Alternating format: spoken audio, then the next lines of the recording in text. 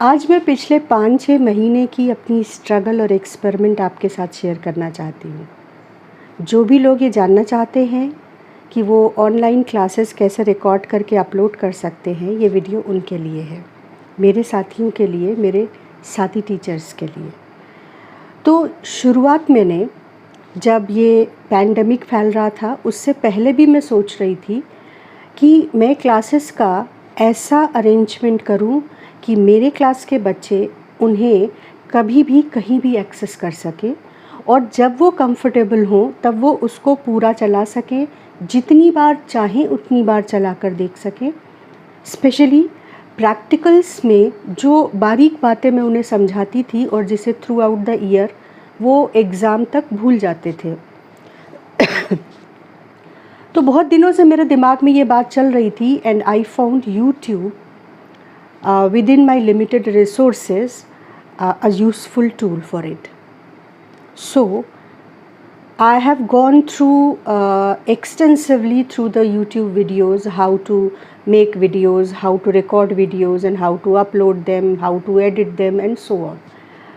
और तब मैंने जो कुछ सीखा वो कुछ इस तरह से था कि मैंने शुरुआत की रिकॉर्डिंग करने की विद हेल्प ऑफ 2 स्केल्स। मैं अपने फ़ोन को इस तरीके से 2 स्केल्स पे रख देती थी।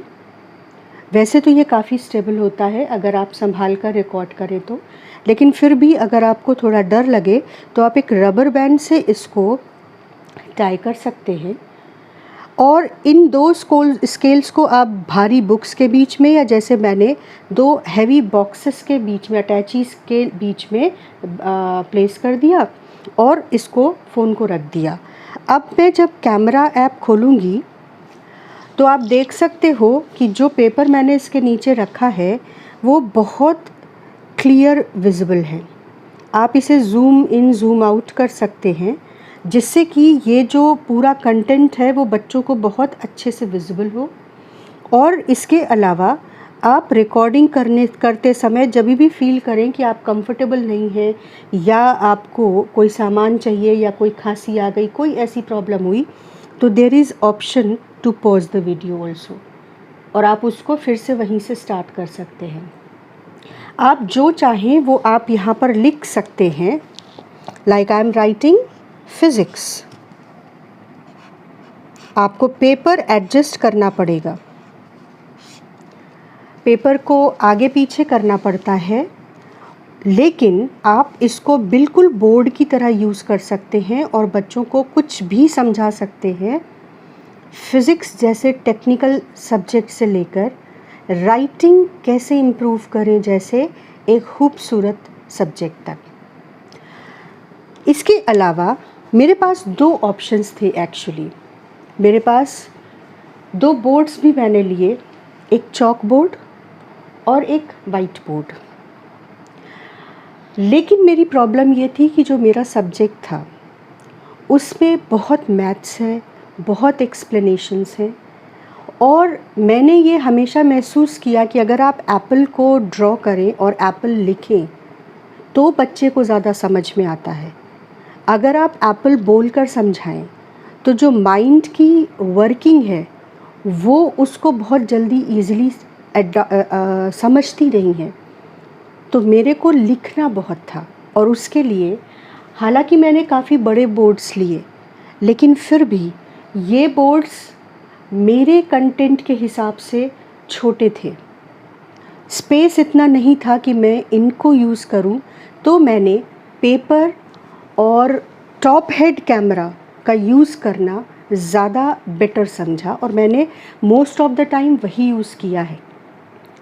केवल जब मुझे एक्सपेरिमेंट्स के थ्रू कोई बात समझानी होती थी तब मैं इन बोर्ड्स का यूज़ करती थी, क्योंकि मुझे apparatus अरेंज करने पड़ते थे टेबल पर और पूरा डेमॉन्स्ट्रेट करके मुझे बच्चों को बताना पड़ता था।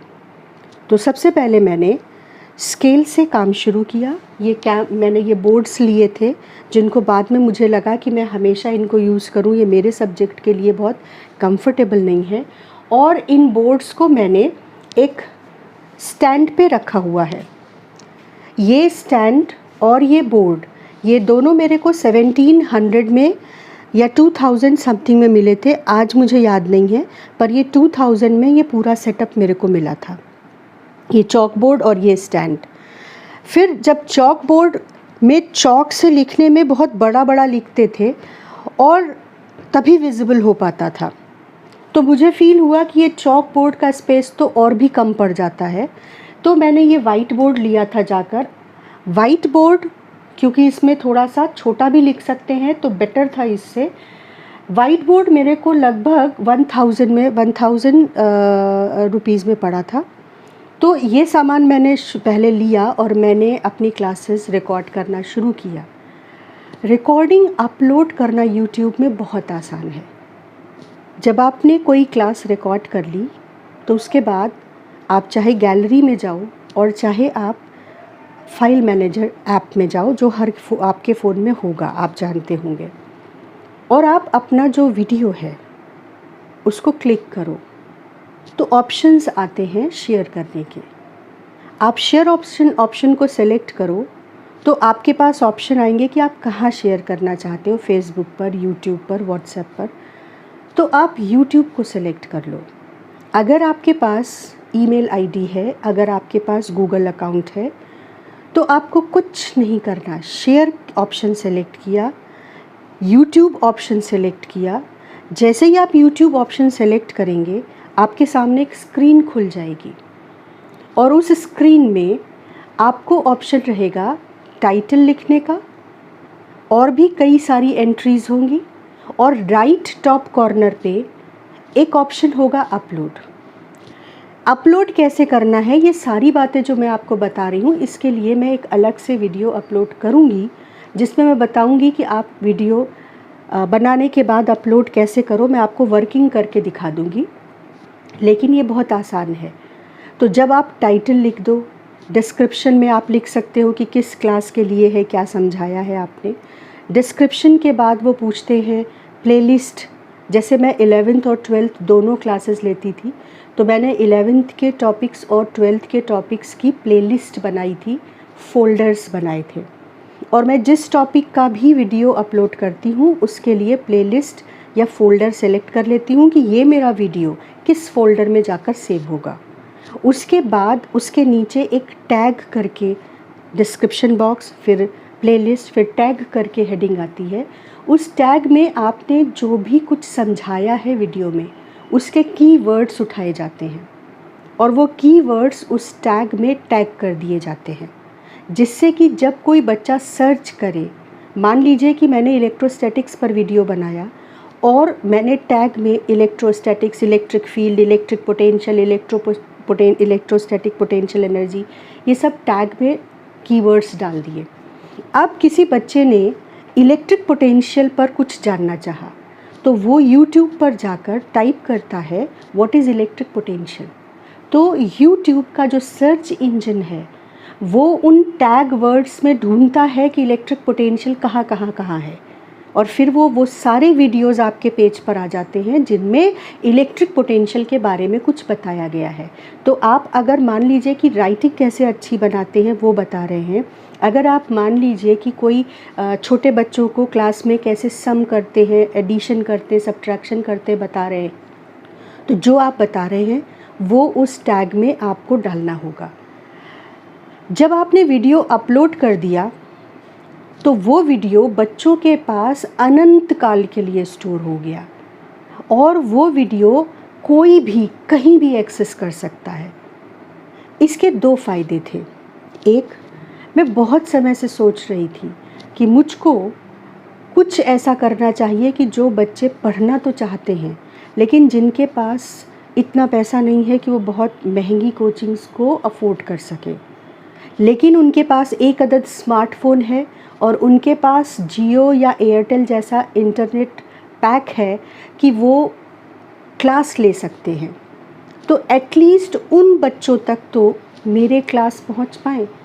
और वो बच्चे, क्योंकि जो क्लास मैंने इतने 20 सालों के अपने एक्सपीरियंस में जो क्लासेस मैंने जो स्ट्रक्चर बनाया था वो ऐसा था कि वो बोर्ड का पैटर्न अलग होता है और कंपटीशन का पैटर्न अलग होता है। बोर्ड के पैटर्न में आप आंसर को कैसे रिप्रेजेंट कर रहे हो वो भी उतना ही मायने रखता है। तो या तो कोचिंग्स में आपके कंपटीशन को कवर किया जा रहा होता था, और या फिर बोर्ड के जो सिलेबस है उसका एक सुपरफिशियल एक्सेस मिलता था। तो मेरी कोशिश थी कि बच्चा जब टॉपिक पढ़े तो वो जेई मेंस और नीट का भी क्वेश्चन अटेम्प्ट करने में काबिल हो जाए और बोर्ड के आंसर्स को अच्छी तरह से लिखने में भी सक्षम हो। तो ये बहुत कुछ सोचने के बाद मैंने यूट्यूब पर अपने क्लासेस अपलोड करने शुरू किए कि मेरे बच्चे और वो बच्चे जो बहुत ज़्यादा पैसा जिनके पास नहीं है लेकिन पढ़ना चाहते हैं, उनको मैं कुछ कंट्रीब्यूट कर सकूं। तो अब मैं आती हूँ उन टूल्स पर जो मैंने अमेज़ॉन से ख़रीदे, जैसे जैसे मुझे समझ में आता गया कि ये मुझे मदद कर सकता है। तो जैसा मैंने आपको बताया कि मैंने शुरुआत की थी स्केल्स पे मोबाइल रख के टॉप हेड व्यू लेने का, टॉप हेड रिकॉर्डिंग करने की, क्योंकि इसमें आप इस पेज पर कितना भी लिख सकते हैं, पेज चेंज करते जाइए और समझाते जाइए। बोर्ड की तरह स्पेस का प्रॉब्लम नहीं है। और दूसरी बात जो बोर्ड के साथ होती है कि बोर्ड पे आपको बड़ा बड़ा लिखना होता है, नहीं तो वो विजिबल ही नहीं होता है, तो बच्चे समझ ही नहीं पाते। क्योंकि मेरे पास DSLR नहीं था, बहुत नॉर्मल फ़ोन है, उसका बहुत सीमित फीचर्स वाला कैमरा है, तो मेरे को कुछ मेरी लिमिटेशंस थी। तो सबसे पहले मैंने जब लॉकडाउन ओपन हुआ तो मैंने अमेज़ॉन से बहुत स्टडी करने के बाद एक ट्राइपॉड, एक मोबाइल होल्डर और बोया का ये माइक मंगवाया। मैं आपको इसकी कॉस्ट बताती जा रही हूँ और आप अगर इसके सब्स्टिट्यूट भी बताती जा रही हूँ जो आप यूज़ कर सकते हैं। जो ट्राइपॉड था वो मैं आपको दिखाती हूँ। ये ट्राइपॉड है, ये बहुत अच्छा ट्राइपॉड है, बेहतरीन। इसकी कॉस्ट थी, ये Amazon basics 50 inch light weight tripod के नाम से अमेज़ॉन पर अवेलेबल है। इसकी कॉस्ट 799 थी, लेकिन ट्राइपॉड आपको 150 से भी स्टार्ट मिलेंगे। लेकिन ये ट्राइपॉड स्टील एल्युमिनियम का बना हुआ है, बहुत स्टडी है, मजबूत है। और इसमें फ़ीचर्स क्या क्या हैं देखिए। आप इसको इतनी हाइट तक तो ऊंचा कर ही सकते हैं, इसके अलावा आप इसकी हाइट को और भी इंक्रीज़ कर सकते हैं। इस ट्राइपॉड में आप देख सकते हैं कि ये मोबाइल होल्डर अलग से मैंने लगाया है। इस ट्राइपॉड के साथ मोबाइल होल्डर नहीं आता है। यहाँ पर एक स्क्रू रहता है और मोबाइल होल्डर जिसमें आप अपना मोबाइल फिक्स कर सकें वो आपको अलग से यूज़ करना पड़ता है। लेकिन इस ट्राइपॉड में कितनी खासियतें हैं कि आप इसको 360 डिग्री घुमा सकते हैं।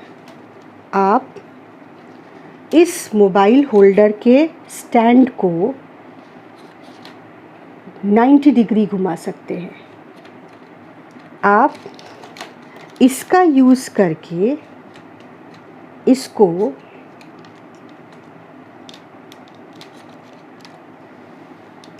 वर्टिकल प्लेन में भी घुमा सकते हैं। तो बहुत फ्लेक्सिबल है ये ट्राइपॉड। इसके अलावा आप इसकी हाइट को, इतनी हाइट जो अभी आप देख रहे हैं, इससे बिल्कुल छोटा कर सकते हैं। यहाँ पर क्लिप्स लगी हुई हैं, आप इन क्लिप्स को छोटा करते जाओ तो ये ट्राइपॉड इतना छोटा हो सकता है। देखिए, इतना छोटा हो सकता है।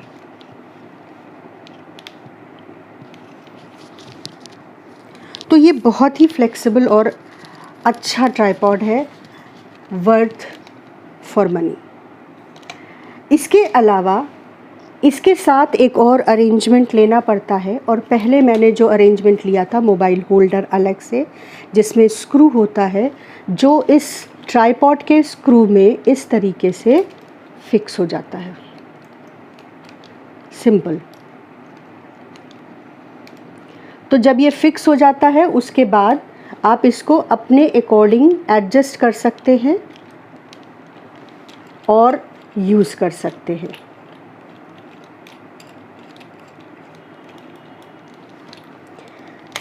इसके साथ मैंने जो इनिशियली मोबाइल होल्डर लिया था वो मैंने हालांकि बहुत सर्च किया था अमेज़ॉन पर, और सर्च करने के बाद जो मोबाइल ब्रैकेट होल्डर मैंने लिया था वो एओसिस camera stand clip bracket holder tripod था।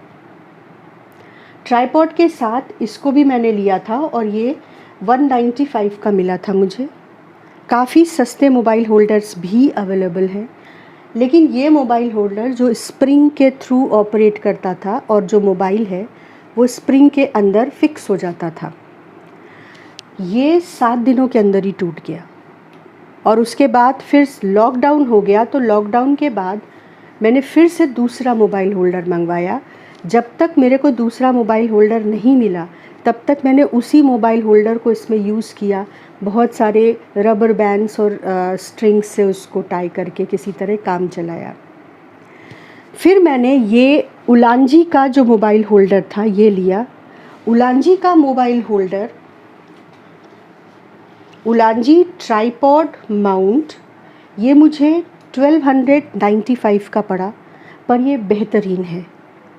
अगर आप इस मोबाइल होल्डर पर नहीं जाना चाहते और आप कोई सस्ता मोबाइल होल्डर भी ख़रीदना चाहते हैं तो जितने में ये आया है उतने में तो आप कई बार इस वाले मोबाइल होल्डर को यूज़ कर सकते हैं, और 195 से कम के भी मोबाइल होल्डर्स अवेलेबल है अमेज़ॉन पर। तीसरी चीज़ जिसकी ज़रूरत पड़ती है वो बहुत ज़रूरी नहीं है एक्चुअली, वो है बोया का ये माइक। ये माइक एक्चुअली जो नॉइज़ चारों ओर होती है उसको कम कर देता है, जिससे रिकॉर्डिंग बहुत क्लियर आती है। लेकिन अगर आप चाहो तो आप इस माइक की जगह जो आपके फ़ोन के साथ हेडफोन मिलता है उसमें भी माइक होता है, तो आप उस माइक को भी यहाँ पर किसी पिन से क्लिप करके उस माइक का यूज़ भी कर सकते हैं। तो ज़रूरी नहीं है कि आप ये माइक लें, पर अगर ये माइक आप अफोर्ड कर सकते हैं तो ये बहुत अच्छा माइक है। और इसका नाम है बोया BYM1 ओमनी डायरेक्शनल माइक्रोफ़ोन। ये मेरे को 771 का पड़ा था अमेज़ॉन से। जब मैंने क्लासेस शुरू की तो पता चला कि ट्राइपॉड तो मैंने ले लिया है, मेरे प्रैक्टिकल के जो डेमॉन्स्ट्रेशंस थे वो भी बढ़िया चल रहे थे, लेकिन जो टॉप हेड रिकॉर्डिंग थी उसमें ट्राइपॉड के स्टैंड को जब आप मोबाइल होल्डर को आप हॉरिजॉन्टल करें और आप चाहें कि आपका फ़ोन इस तरीके से हॉरिजॉन्टल एडजस्ट हो जाए, तो वो एडजस्टमेंट एक्चुअली टेबल के एक छोटे से हिस्से तक ही फील्ड ऑफ व्यू रखता था। अगर आप इस मोबाइल होल्डर को इस तरीके से, आप देख सकते हो कि अगर आप मोबाइल होल्डर को इस तरीके से सेट कर दो तो आपका मोबाइल का जो रेंज है वो बस यहीं तक आता था, तो फील्ड ऑफ व्यू बहुत कम हो जाता था, और जितने आराम से मैं इसमें पेपर को कवर कर लेती थी अपने कैमरे में वो यहाँ नहीं हो पाता था। तो मुझको इसमें एक स्केल इस तरीके से, ट्राइपॉड होल्डर में एक स्केल इस तरीके से बांधनी पड़ी, और ये मोबाइल होल्डर यहाँ पर अटैच करके मैंने बहुत समय तक कई वीडियोस को रिकॉर्ड किया। लेकिन मुझे ये बहुत कंफर्टेबल नहीं लगता था। मैं तलाश में थी कि मैं कुछ ऐसा पाऊँ जिससे मैं टॉप हेड रिकॉर्डिंग अच्छी तरह से कर सकूँ। तो नेक्स्ट वीडियो में मैं आपको बताऊँगी कि मैंने और क्या टूल्स यूज़ किए।